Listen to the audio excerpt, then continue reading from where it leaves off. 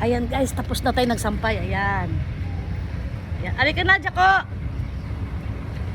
Babalik na naman ako doon kasi may nakasalang pa ako. Pero last na yon. Last na nasalang. Kasi yung anak ko, yung mami nung baby, bago pumasok kanina kasi may pasok sila, exam nila. Nagsalang na siya ng isang salang kaya nabawasan na yung labahan ko. Ayan. Ngayon, narinig ko na yung unga ng baby, si Naya. Narinig ko na, kaya babalik na ako.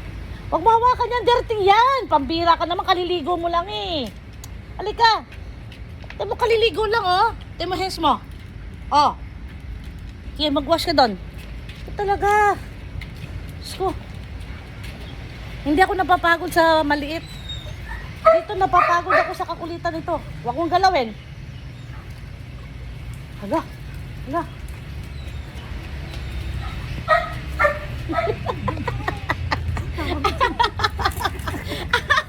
Ang takot mo ano?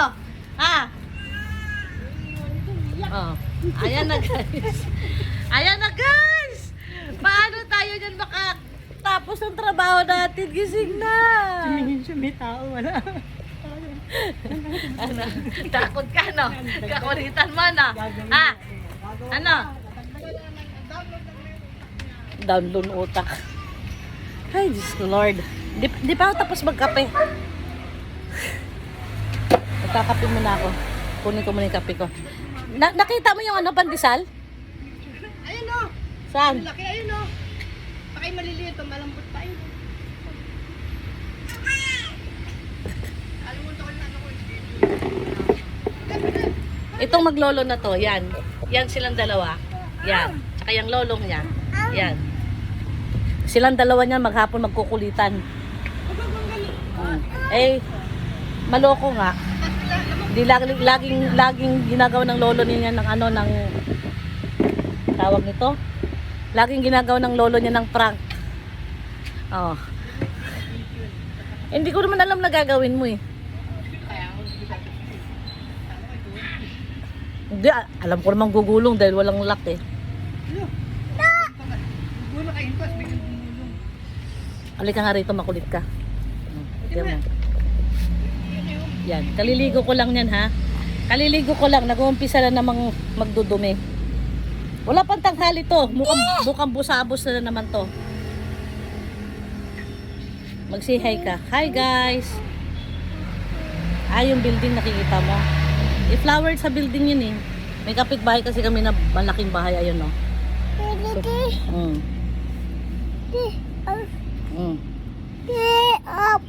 Up. Ayan. Ay, Ha? Hindi, nakakuha naman siya dalawa. Ano? Ano? Say guys. tanggap. Say hi guys. Hi guys. Tapos si Ben. Hello. Hello. Kamusta kayo? Ako nasa mabuting kalagayan. Hello, hello, hello. Ay, ayusin mo. Please subscribe our YouTube channel. My Mama Jenny channel. Flower nga yan. Jen Ompauco. Ay, mag-hi muna tayo. Jen Ompauco. Mama Jenny YouTube channel. Please subscribe. Ano yan? Ay! Dito ka! Ito namang isa. Nakita ang lolo.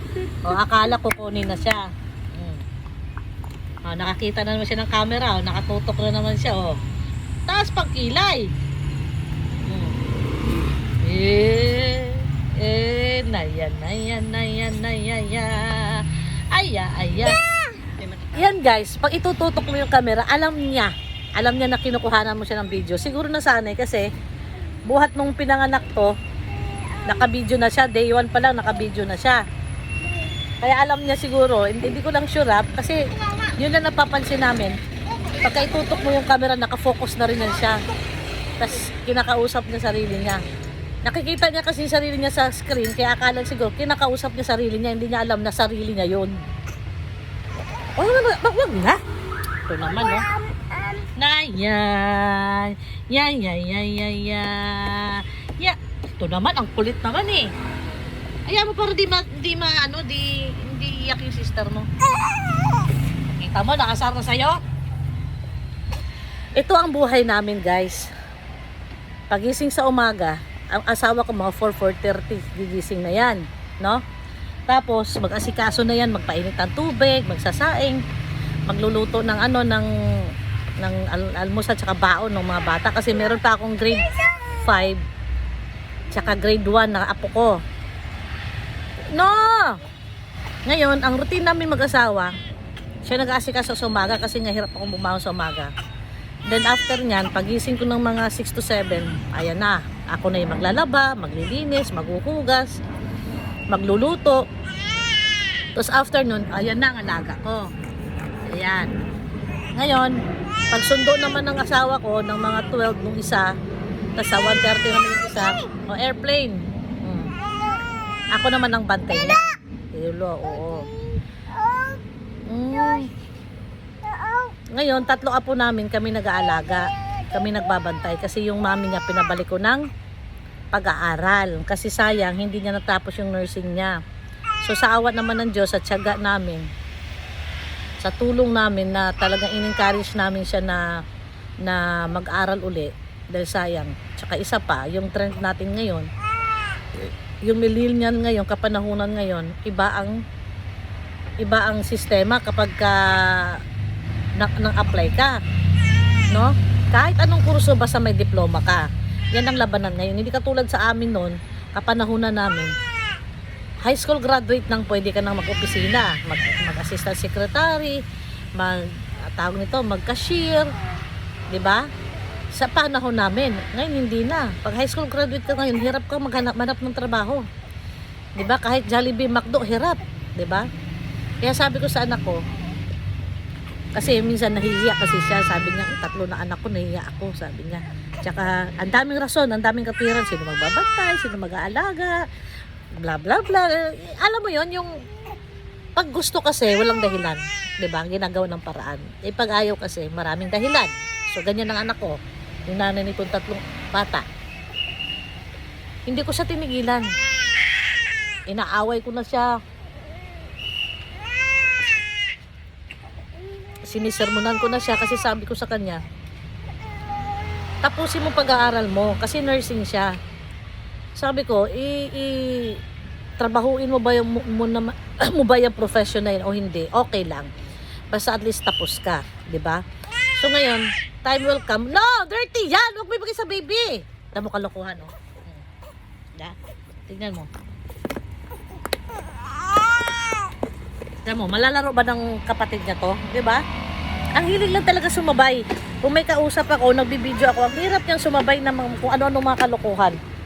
Bayaan mo, nakatingin ako. So, since 2012, inano ko na yan, pinili ko na magbalik aral. So, dapat 16?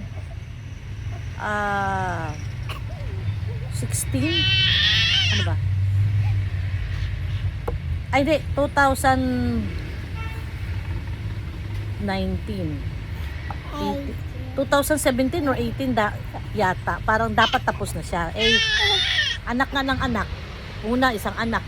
Usap kami na pababalik sa pag-aaral, ayaw. Nung pangalawa, pumasok parang isang semester lang, tapos umayaw na naman. Ito na naman siya. Tapos, nagpapakarga din. Tapos, last year, ano ba ngayon ito? 24, 23, end ng 22, bumalik siya sa pag-aral. Second semester. Kaya buong taon last year, nabuo niya ang third year irregular. So ngayon, third year na siya regular. So ngayong enrollment by maybe enrollment nila, di ko na matandaan, or August, no? 4th year na siya. Sa awa ng Diyos, graduating na siya. So ngayon, yung isang anak ko, na tapos na, nag-aral uli, nag-second degree course siya, nursing. So, nakakatuwa, classmate sila. Ayan. Naku, nakaharang tayo kay Tita Lori. Putik na yan. Tama, Tita Lori. Nakababa yung pagkapatid niya. Siya naman, up daw, up. Putik na yan. Mantay mo madali. Bilis. Mantay mo dun. Ang bantayan ginang... Utos ko gawa ko rin. Ano yun, bilas ko. Yung asawa niya at saka asawa ko, magkapatid. Ayun, sa awa ng Diyos, matatapos na rin siya. Sa tiyaga at hirap naming mag-asawa, tinulungan talaga namin siya para binigyan namin siya ng assurance na bumalik ka lang sa pag-aaral. Tapusin mo lang pag-aaral mo. Kaming bahala sa anak mo. Kami mag-aalaga, kami lahat. Ako lahat. Tuition, allowance, ako lahat. Oh. Kaya sa awa ng Diyos, sa dasal namin, sa hiling ko kay Lord na mabalik siya sa pag-aral, makapagtapos siya, ito na, may reward na. So kayo dyan mga nanay, huwag kayo mawala ng pag-asa pagka may problema kayo sa anak nyo na ayaw mag-aral. Tsagain nyo lang, kasama ng dasal. Maririnig din ni Lord ang dasal kasi ang hangarin lang naman natin na mapabuti sila. Kayo naman dyan, mga anak, Hayaan mo lang umiyak Ha? para maaga naman eh. Ano yun, nakalalabas-labas na. sabi nung Lola Lori niya, yaan daw umiyak. Pinabayaan ko talaga umiyak kasi nagbibideo ako, Tita Lori. Walang effective yan. Walang effect yan. Kargahin mo ako, ganyan yan. Maaga pa, hayaan mo. Kumanta ka dyan. Kayo naman mga anak, ha? Mga anak dyan na pasaway. Ito, shout out ko sa inyo. Maraming mga bata na gusto mag-aral. Walang kakayanan ng magulang na magpag-aral. O ginagawa ng paraan ng mga magulang para makapag-aral kayo. Tumino kayo. Sikapin nyo na matapos kayo kasi hindi naman yan para sa amin eh. Para sa inyo yan, para sa future nyo. Ngayon, kung gusto nyo magbalik tanaw sa magulang nyo, gusto nyo tumulong, maganda. No? Alam naman namin na hindi namin obligasyon na buhayin nyo kami dahil pinag-aaral kayo. Pero Pilipino customary nga, nakasanayan na kumbaga, ang mga anak na nare-required na alagaan din ang magulang, no? Pero sa akin, magbigay balik ang mga anak ko, okay. Kung hindi, okay lang din. Basta ang gusto ko lang, makita ko sila na maayos sila, hindi sila na-intimidate, hindi sila yung minamata-mata ng mga ibang ka-coworker nila or mga empleyado or mga employee nila. Hindi sila mahihirapan, hindi sila mahihiya kasi may natapos sila. No, kasi ako hindi ako natapos.